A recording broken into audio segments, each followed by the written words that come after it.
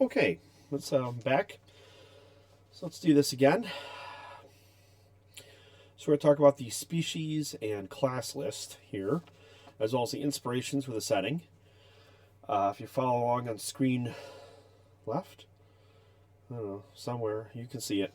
So we'll talk about the species first. These are some of the quote-unquote 256 different races on the planet. These are the ones that I thought were pretty cool and pretty playable. So, the Griffin from the Pony Finder setting. That My Little Pony setting. You will go crazy reading it, but it is well done. From Arcana Evolved, the Fan Lore Song, Fan Quickling, and Fan Sprite. The Fan Lore Song and Quickling are two small races. They are little fey people. They can, at third level, cocoon themselves and become tiny sprite people. So if you ever want to play Tinkerbell, here you are. Humans. Humans are close enough to count. Now, the original setting did not have listed black or brown people. See the first of these 5 videos about this. Skin color for the humans. Acceptable skin colors, tones: purple, green, red, orange, pearl, which is like super white. Regular white, brown, black, and yellow. I forgot yellow when I did that. It just means more orangey.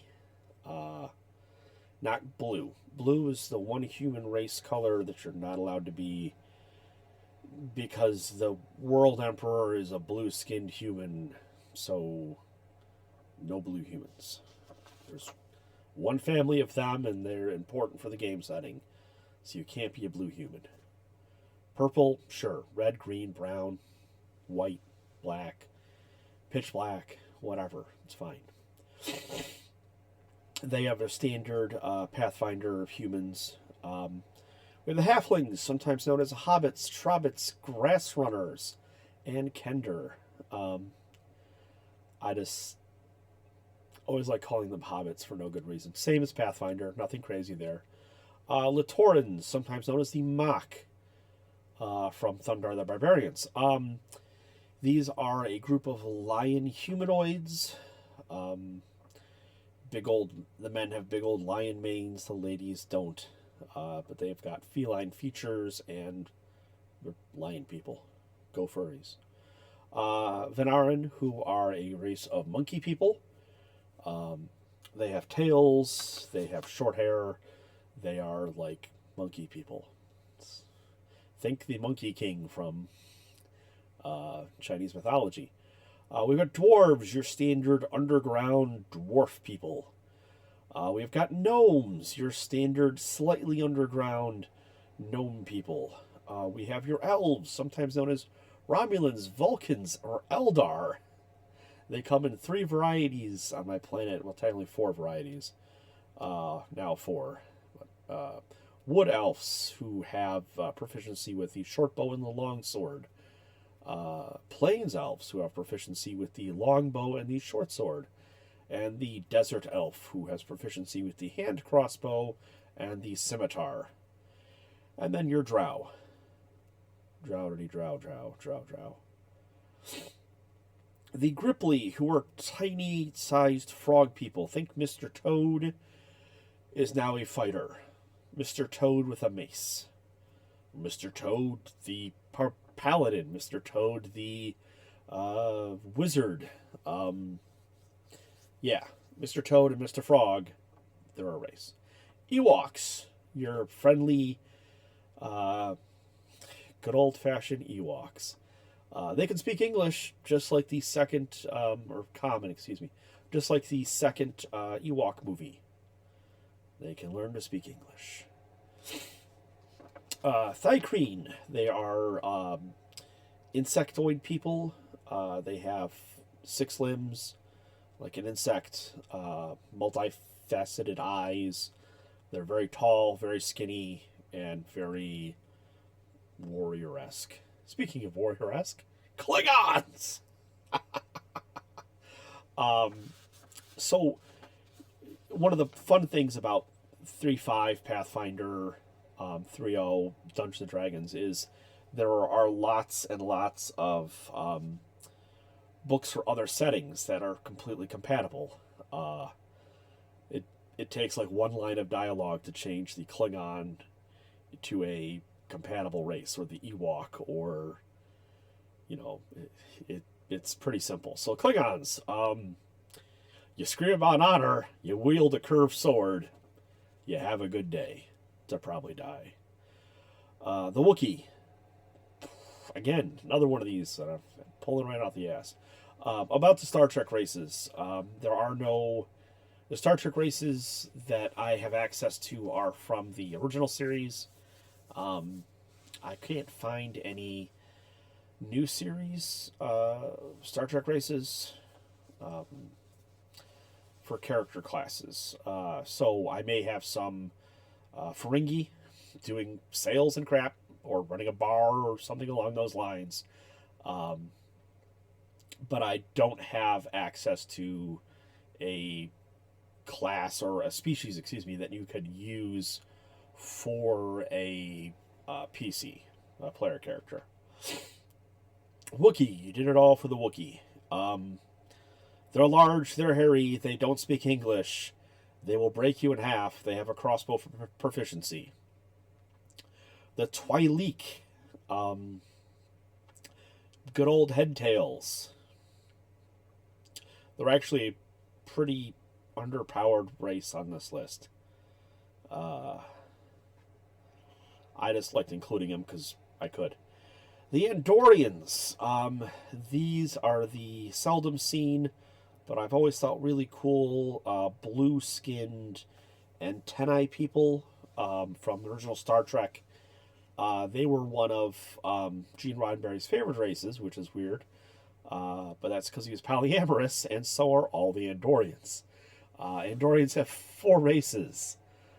They have a masculine race, a feminine race, and then 2 semi-androgynous races that are best described as David Bowie is an alien. What do you look like? David Bowie. Oh, it could be any of them. Yeah, even in the Enterprise show... Enterprise show, they do mention that there are 4 different races, 4 different sexes for the Andorians. And you can be any of them. I don't care. The Android. This is one that David turned me on to. I was trying to find a Warforged or something along those lines. A good robot, something like that. But David found these androids, and I think they're fine. They even fit in the setting. They're along the lanes of a Data or Lore or B4 or Data's child. I don't remember what that gendered kid was. They're like the T-100 or the synths from Blade Runner, or the synths from Fallout. So they are they have odd skin color. They probably might be stitched together from other pieces of other robots or other androids. They're human-esque. They have a fake skin on them. They heal just like a regular human or another humanoid race would. Humanoid species, excuse me. Yeah, and since they are powered by Magicurium, they'll technically stay on forever. The problem is that their minds don't. So every so many hundreds of years, or however long one of these guys is going to stick around, collecting information and gaining skills and all this stuff, until someday their memory bank is full and they decide to wipe themselves.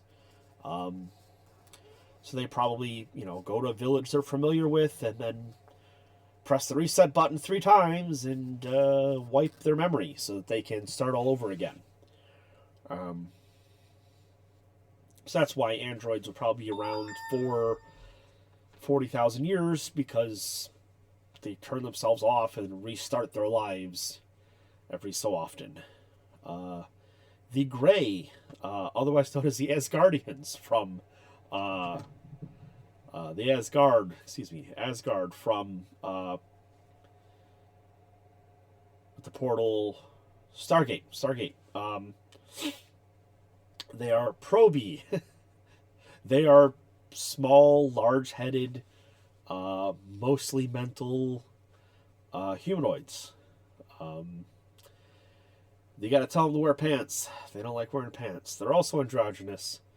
There's zero sexual dimorphism in their races, or in their particular race. So there is one generic-looking gray alien.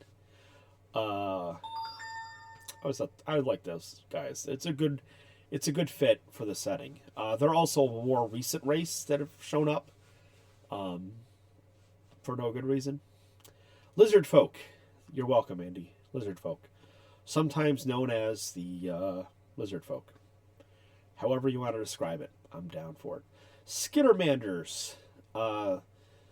This is if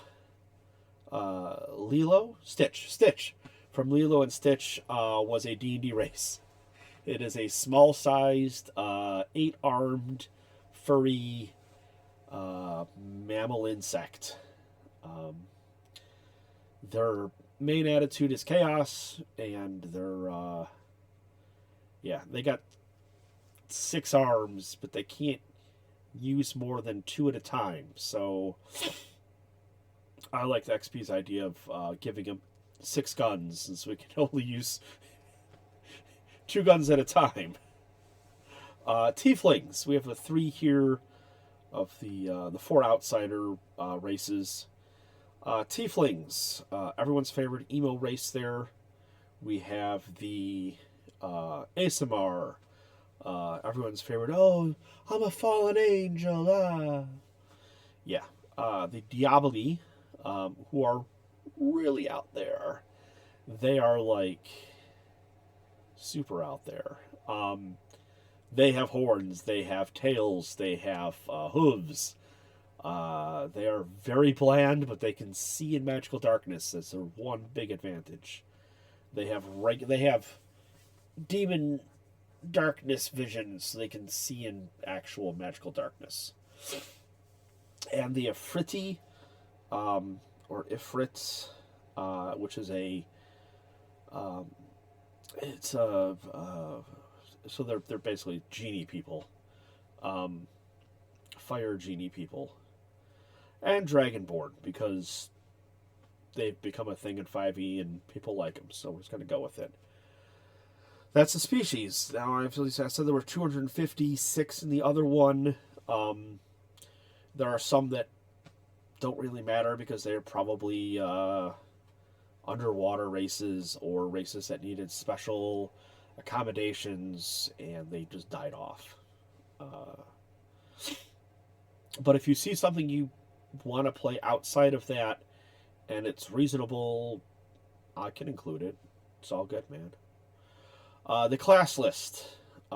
This one I'm a little more strict on here. We have your fighter, Pathfinder, monk, barbarian, Pathfinder, monk, Pathfinder, gunslinger, also from Pathfinder. This one I think more of, excuse me, still getting over this COVID. Satana from the Satana movies, Django from the original 70s Django, Percy from whatever that show is with the guns and the D&D. It's a good gunslinger. It's nothing wrong with the Pathfinder gunslinger. The Ranger, nothing wrong with the Ranger other than he's bland. The Archerer. Now this is one that I've adapted from a 3.0 class to Pathfinder, and I've based it on the elf from Goblin Slayer. I think I like this one. It's a fun class. He's just the fighter, but for bows or crossbows or short bows, or you know what I mean. The druid made some alterations here. The druid cannot wear, it should say, iron or steel armor or weapons, so they can use copper and bronze. We got the shaman, which is a 3/5 shaman. Um, I was gonna work on it more, but I just don't have the will. Cleric, I've changed the cleric because the spellcasting classes get such a big boost with my home rules. I've changed them slightly to quote unquote weaken them. Clerics can't use edged weapons, piercing and slashing weapons only. They can, piercing and bludgeoning weapons. My bad. It should be P and B. They can only use the edged weapon of their deity if it has one. Otherwise, they can't use swords. The rogue, the 3/5 ninja, the bard, the lawful good only paladin with no ranged weapons. So you can have a short bow or a long bow for hunting, but your code of honor forbids you to use ranged weapons. Throwing things is fine, but beyond the range beyond throwing things 10 to 20 feet is a no-no. The knight. The knight is a 3/5 class that I have pathfindered up. It's like a non-magical paladin. It gets a D12 for hit points. I like the knight. The knight was a cool class. The sword saint. I started calling this one the sword saint, not the samurai, because I went with combining 4 different samurais. It's only like 2 weeks of my life. I got it back eventually to write this class out. Seems fine. The wizard gets a D4 for hit points. The sorcerer gets a D4 for hit points. The devoted evoker, another 3/5 class that I've pathfindered up, gets a D4 for hit points. The 3/5 warlock, who I've left alone because he's mid to late 3/5, so he's pretty strong by himself. D6 for hit points. The Wujen, a 3/5 class that I've also left alone because he's not very good, but with the D6 hit points, he's fine. And the Mage Blade, which straddles the line between wizard and fighter. Straddles the line well. There's lots of wizard fighter hybrids, and I don't think all of them are very good, but the Mage Blade from Arcana, Unearthed Arcana, does a good job at it. D6 for hit points. Then we've got a big list of Dungeon Crawl Classics class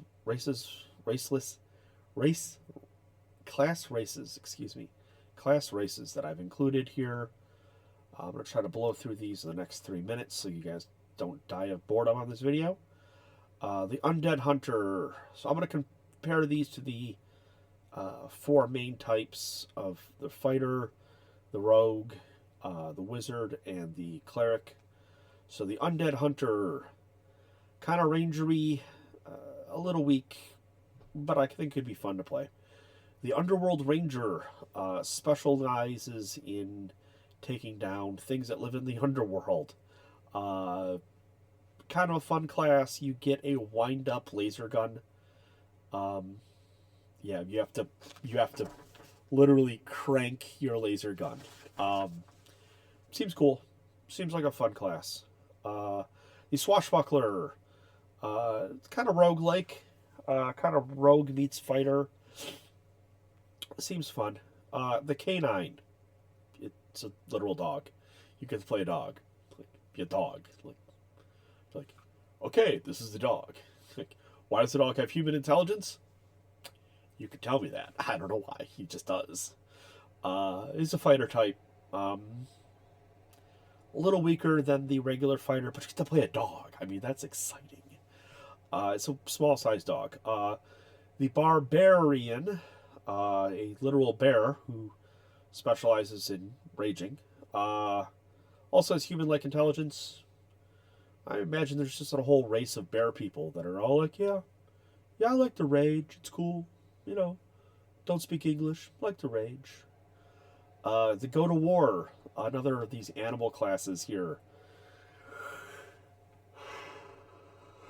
We've had a lot of fun at the go to war. He's a fighter, magic wielder type. Uh, it's fun. Like, I don't think he's particularly strong or weak. The leopard women, from the moon. The leopard women are the only class or species that's only female.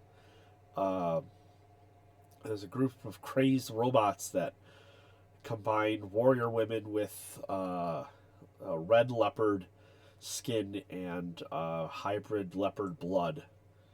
So you get some cool abilities. It's a fighter magic user mix. Seems fun. I think it's a little OP, but there's a lot to it. Like 5 pages, 6 pages, 10 pages of stuff to read through. So it's a little strong. But if it's strong and you have to read 20 pages, you can be strong. It's fine. The Shadow Dancer. It's a rogue wizard hybrid. You get to jump in and out of shadows, get some cool shadow abilities, play up your sneakiness. Looked fun. Murder Machine. This one is just literally called Murder Machine. This is the one where you were a citizen of this evil, wicked queen witch person, and she encased you in demonic looking armor and then had you boiled alive in demon blood while chanting magical spells over you, so that you became imbued with the armor that is now you. So you are a piece of armor that is, you've got like a cannon for a shoulder and a Swiss Army blade for a hand, and it's kind of crazy, and it's about as strong as the fighter from the class, so it's fine. The Echelon is another one of these weird hybrid ones where you are a robot, essentially, but your organs have been placed in canopic jars and are encased inside of the robot. And then you go around roboting at things. And you're unstoppable unless someone breaks your brain jar and then you die. Seems fun. The Hellfont. That's a fighter warlock crossover. Very, very wild. The Hobbit Gunslinger. What happens if you combine the Gunslinger with the Hobbit? You get the Hobbit Gunslinger. They have a specialized rifle they use. So they get a special rifle. It looked fun. The Luchador. XP saw this one and he had to play it, which is cool. The Luchador is probably stronger than the fighter for a fighter type. It's probably stronger than the monk for a fighter type. But again, you've got like 8 pages to read and lots of choices to make. And if you don't choose the right stuff, then you don't have a very good fighter. But I think it's very easy to make that overly powerful. The Psi Knight, sometimes known as the Jedi. What happens if you were to write a D&D Jedi class based on the original 3 movies and none of the books? That's what the Psi Knight is. You've got the original abilities from the first 3 films, the original trilogy, and nothing more. You get a laser sword, you get a 2d8 laser sword. That's pretty cool. but it's looks fun. Again, that's a magic user fighter hybrid type.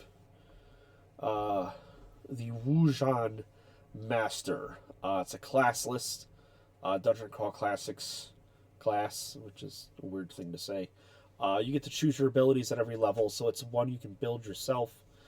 Again, I think you could build it more powerful than a base Pathfinder class, but if you want to read 20 pages to do that, do it. The Grandmaster, who is a class, Wujun class. So this is more like the guys from the Kung Fu films that I do love so much. You get to leap around a lot. You get to stab things with your swords. The Xenomorph. You literally get to play a Xenomorph. How fucking cool is that? Sometimes I just choose classes because I think they look cool. The Xenomorph is a fighter type. Duh. You get to be a good guy, Xenomorph. You don't speak English, or common, excuse me. You just, you can speak tail cant, like any races that know tail cant, or, yeah. The Xenomorph looked fun. I don't think it's stronger than the base fighter. I think it's slightly weaker than the base fighter. But you get some cool abilities, and you get to play a Xenomorph. I mean, that's fucking cool by itself, right? Then you get the Freyan, the Freehan. This is the only one on the list that's kind of like a druid fighter hybrid. You get an animal companion. You get a big lion thing that you get to ride around on, and it's only a 5-level class. So if you're going to play the 8th level guy or the silver level adventurer, you'll have to take some levels of fighter or something. I think it's fun. It's a kitty lady and her kitty riding companion. This is a real kitty lady. She got 6 tits. No, seriously, look at the illustration. She got 6 tits. Yeah, like 3 and 3. It looked fun. I don't think it's overly powerful. The Lemurian. You get to play a ape person, literally an ape person.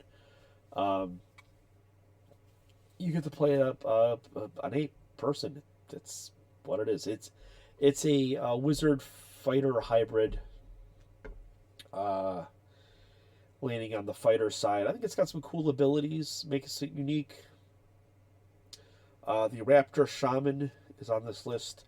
In the end, I included all 3 of the Raptors. The Raptor Warrior, the Raptor Outcast, and the Raptor Shaman. They're all cross between a fighter, a cleric, a fighter, and a fighter rogue. You get to play a raptor. I mean, an actual, like, oversized movie velociraptor. The other one that's not on this list is the Techno Necromancer, who is a wizard type. I think it's overly strong, but it's also like 20 pages. So if you want to read and figure out 20 pages worth of stuff to be a little more powerful than one of these other classes, then it's probably fine. All right, we're going to go over the inspirations, which is all anime down here, on a later video, because this has been 30 minutes. So thank you very much. I hope you're having fun. Bye.